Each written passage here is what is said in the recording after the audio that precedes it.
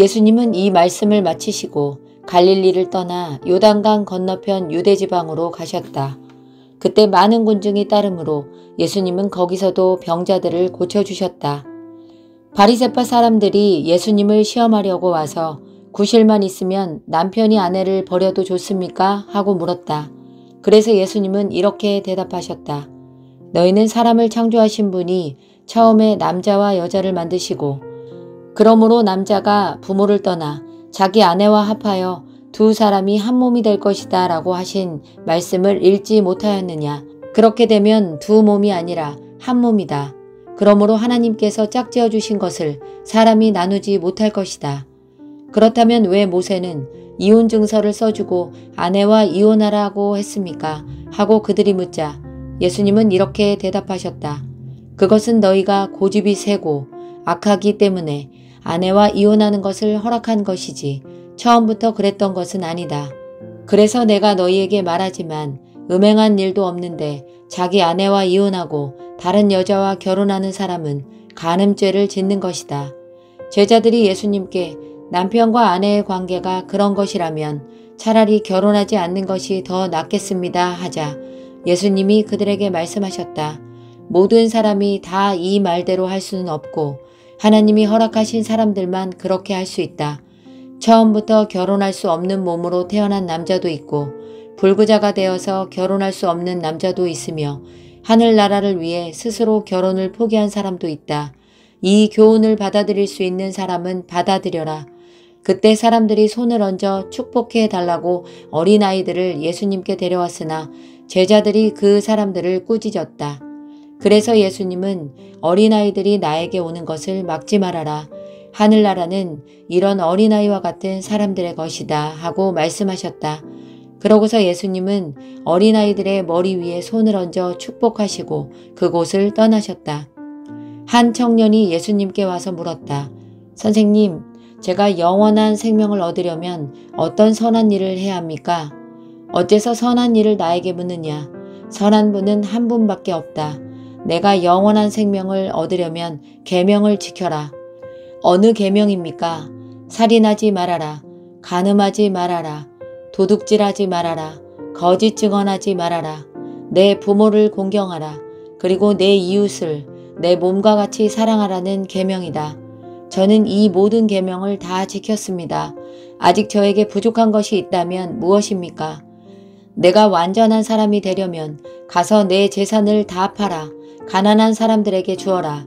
그러면 내가 하늘에서 보물을 얻을 것이다. 그리고 와서 나를 따르라. 그러나 그 청년은 재산이 많으므로 이 말씀을 듣고 근심하며 가버렸다. 그때 예수님이 제자들에게 이렇게 말씀하셨다. 내가 분명히 너희에게 말한다. 부자는 하늘나라에 들어가기가 매우 어렵다. 내가 다시 말하지만 부자가 하나님의 나라에 들어가는 것보다 낙타가 바늘기로 통과하는 것이 더 쉽다. 제자들이 이 말씀을 듣고 몹시 놀라 그렇다면 누가 구원을 받을 수 있겠습니까? 하고 물었다. 예수님은 제자들을 바라보시며 사람의 힘으로는 할 수 없지만 하나님께서는 다 하실 수 있다 하고 대답하셨다.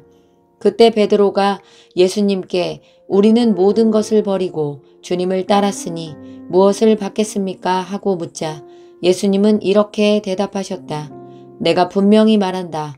새 시대가 되어 내가 나의 영광스러운 보좌에 앉을 때 너희도 12보좌에 앉아 이스라엘의 12지파를 심판할 것이다. 또 나를 위해 집이나 형제나 자매나 부모나 자녀나 논밭을 버린 사람은 누구든지 여러 갑절의 상을 받을 것이며 영원한 생명을 얻을 것이다. 그러나 지금 앞서도 나중에 뒤떨어지고 지금은 뒤떨어져도 나중에 앞설 사람이 많을 것이다. 하늘나라는 이렇게 비유할 수 있다. 어떤 포도원 주인이 있었는데 아침에 일찍 일꾼을 구하려고 나갔다.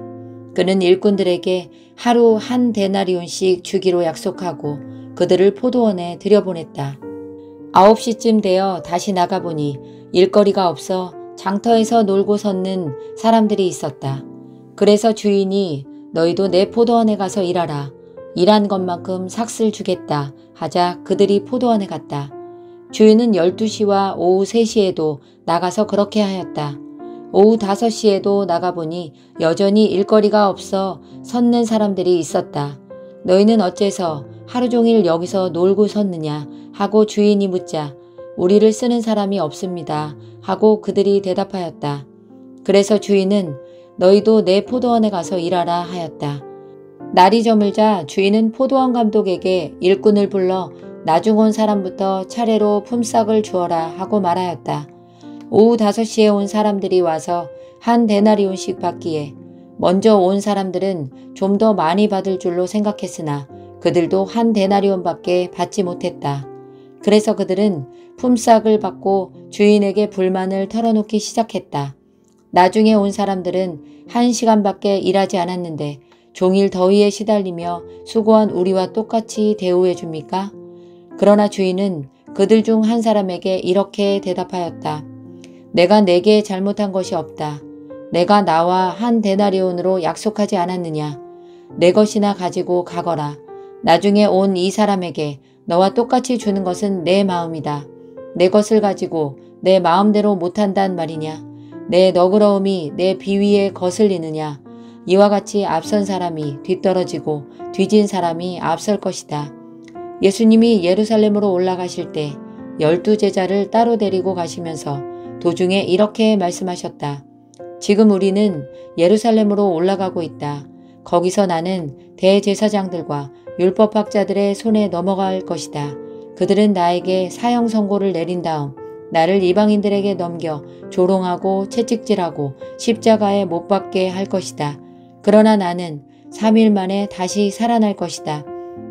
그때 세베대의 아내가 두 아들을 데리고 예수님께 와서 절하였다. 예수님께서 물으셨다. 내가 원하는 것이 무엇이냐? 저의 이 두 아들을 주님의 나라에서 하나는 주님의 오른편에 하나는 주님의 왼편에 앉게 해 주십시오.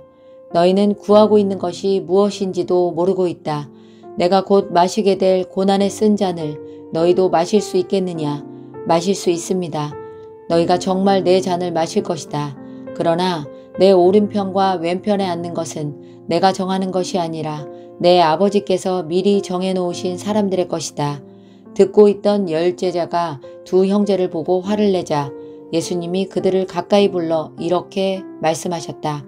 너희가 아는 대로 세상의 통치자들은 백성을 권력으로 지배하고 고관들은 세도를 부린다. 그러나 너희는 그럴 수 없다. 너희 중에 누구든지 크게 되고 싶은 사람은 남을 섬기는 사람이 되어야 하고 으뜸이 되고 싶은 사람은 남의 종이 되어야 한다. 나는 섬김을 받으러 온 것이 아니라 섬기러 왔으며 많은 사람의 죗값을 치르기 위해 내 생명마저 주려고 왔다. 그들이 여리고를 떠나갈 때 많은 군중이 예수님을 따랐다. 그런데 두 소경이 길가에 앉아 있다가 예수님이 지나가신다는 말을 듣고 큰 소리로 다윗의 후손이신 주님, 우리를 불쌍히 여겨 주시옵소서. 그런데 두 소경이 길가에 앉아 있다가 예수님이 지나가신다는 말을 듣고 큰 소리로 다윗의 후손이신 주님, 우리를 불쌍히 여겨 주십시오 하고 외쳤다. 군중들이 그들을 꾸짖으며 조용히 하라고 했으나 그들은 더 큰 소리로 다윗의 후손이신 주님, 우리를 불쌍히 여겨 주십시오 하고 외쳤다. 예수님이 걸음을 멈추시고 그들을 불러 왜 그러느냐 하고 물으시자 그들은 주님, 우리 눈을 뜨게 해 주십시오 하고 대답하였다. 예수님이 그들을 불쌍히 여겨 눈을 만지시자 그들은 곧 눈을 뜨고 예수님을 따라갔다.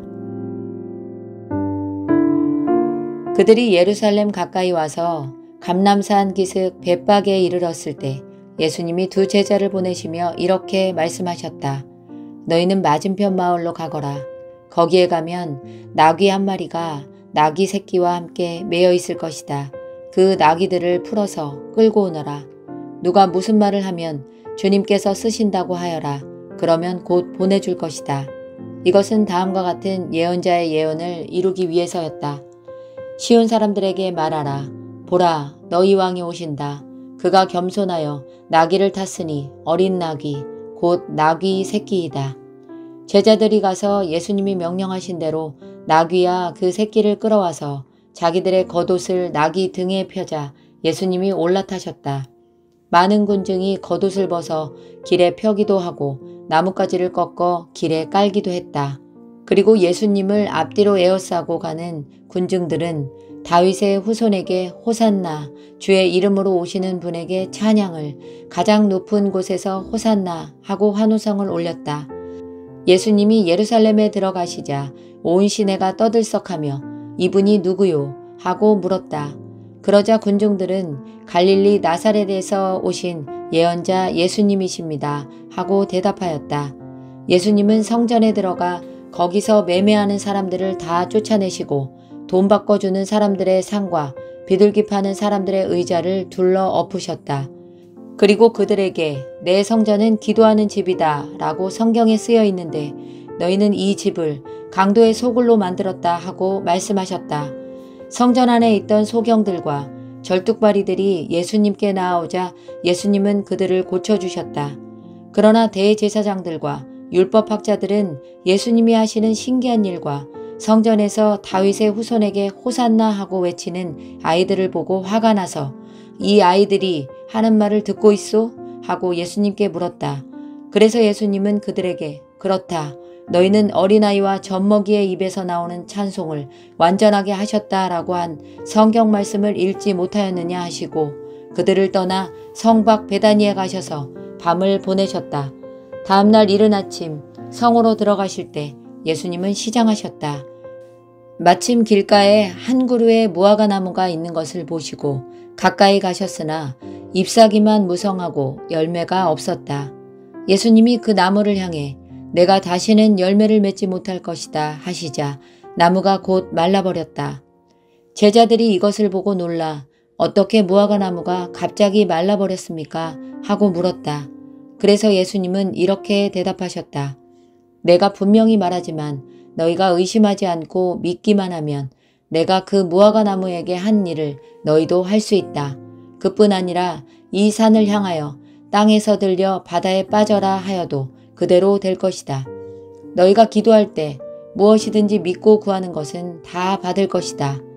예수님이 성전에서 가르치고 계실 때 대제사장들과 장로들이 와서 당신은 무슨 권한으로 이런 일을 하고 있소? 누가 당신에게 이런 권한을 주었소? 하고 따져 물었다. 그때 예수님이 대답하셨다. 나도 한 가지 묻겠는데 너희가 대답하면 내가 무슨 권한으로 이런 일을 하는지 말하겠다. 요한의 세례가 어디서 왔느냐? 하나님에게서 왔느냐? 아니면 사람에게서 왔느냐? 그러자 그들은 만일 하나님에게서 왔다고 하면 왜 그를 믿지 않았느냐 할 것이고 그렇다고 사람에게서 왔다고 하자니 모든 사람들이 요한을 예언자로 여기고 있으므로 백성들이 두렵다 하고 서로 의논하다가 우리는 모르겠소 하고 대답하였다. 그래서 예수님은 그들에게 나도 무슨 권한으로 이런 일을 하는지 말하지 않겠다 하고 다시 이렇게 말씀하셨다. 너희는 어떻게 생각하느냐? 어떤 사람에게 두 아들이 있었다. 그가 먼저 맏아들에게 예, 오늘 포도원에 가서 일하여라 하였으나 그는 예, 가겠습니다 하고는 가지 않았다. 그가 둘째 아들에게도 가서 같은 말을 했는데 그는 싫습니다 하고 거절하였으나 뒤에 뉘우치고 갔다. 이 둘 중에 누가 아버지에게 순종하였느냐? 그들이 둘째입니다 하고 대답하자 예수님이 말씀하셨다. 내가 분명히 말해두지만 세무원과 창녀들이 너희보다 먼저 하나님의 나라에 들어간다. 요한이 와서 올바른 길을 가르쳤으나 너희는 믿지 않았고 세무원과 창녀들은 믿었다. 그리고 너희는 보고도 끝내 뉘우치지 않고 그를 믿지 않았다. 또 다른 비유를 들겠다. 어떤 사람이 포도원을 만들었다. 그는 포도원 둘레에 울타리를 치고 그 안에 포도즙 틀을 놓고 망대를 세운 후 농부들에게 새로 주고 멀리 여행을 떠났다.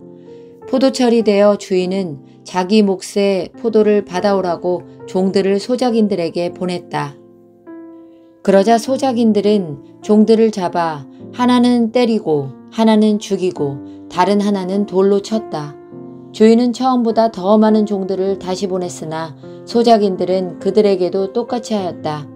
마지막으로 주인은 자기 아들을 보내며 그들이 내 아들은 존경하겠지 하였으나 소작인들은 아들을 보자 이 사람은 상속자이다. 자, 죽여버리고 그가 받을 유산을 우리가 차지하자 하고 서로 말하며 아들을 포도원 밖으로 끌어내 죽였다.